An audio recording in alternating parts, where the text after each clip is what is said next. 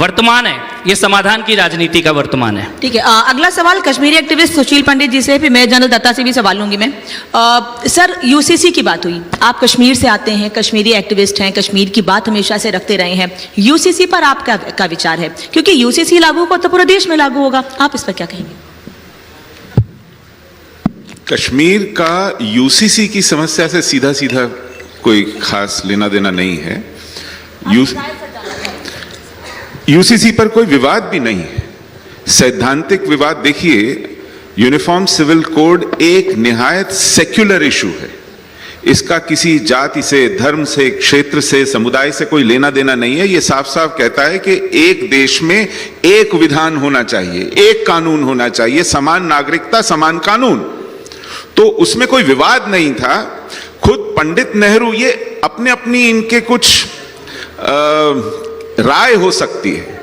जब 1956 में वो हिंदू कोड बिल लाए, उनसे पूछा गया कि क्या बाकी समुदायों के लिए, मुसलमानों के लिए इस तरह का कोड बिल क्यों नहीं चाहिए? उन्होंने कहा वो अभी इसके लिए तैयार नहीं है। तो वो कब तैयार होंगे उन्होंने ये भी नहीं बताया, और आज तक वो तैयारी दिखाई नहीं पड़ती। जो लोग सैद्धांतिक मतभेद नहीं रखते यूनिफॉर्म सिविल कोड से, वो आज तक टाल मटोल की राजनीति कर रहे हैं, इसमें उद्देश्य ढूंढ रहे हैं, कोई अल्टीरियर मोटिव ढूंढ रहे हैं, क्या हो सकता है, वोट की राजनीति ढूंढ रहे हैं।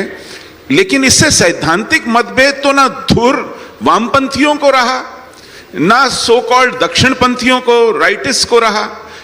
पूरे स्पेक्ट्रम में मतभेद नहीं है, लेकिन इसके ऊपर बहाने तलाशे जा रहे हैं, टाल मटोल किया जा रहा है, और वहां वोट बैंक की राजनीति सामने आती है। अब मुझे बताइए, ट्रिपल तलाक से किसी का मतभेद हो सकता था क्या?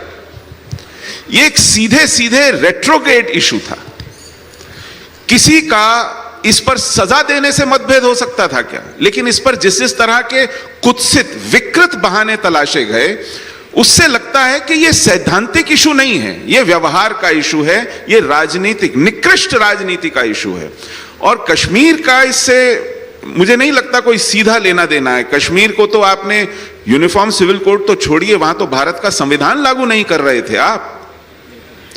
कश्मीर में तो आपने एक अलग झंडा दे दिया था, वहां तो उनको अपनी नागरिकता अलग से परिभाषित करने का स्वायत्तता के अंदर अधिकार दे दिया था, जिसके कारण वो भेदभाव करते थे।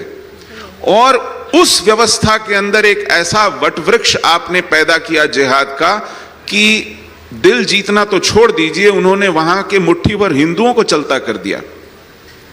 तो यूनिफॉर्म सिविल कोड का कश्मीर से लेना देना नहीं है, वहां एक अलग तरह की विकृत नीति और मानसिकता के चलते कश्मीर का बहुत बुरा हाल किया गया है।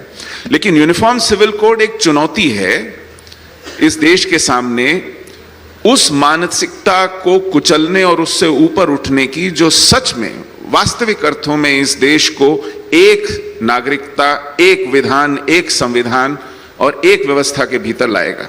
धन्यवाद। मैं एक बात यहाँ पे सर समझना चाहूंगी, जो कि आपने जिसका जिक्र किया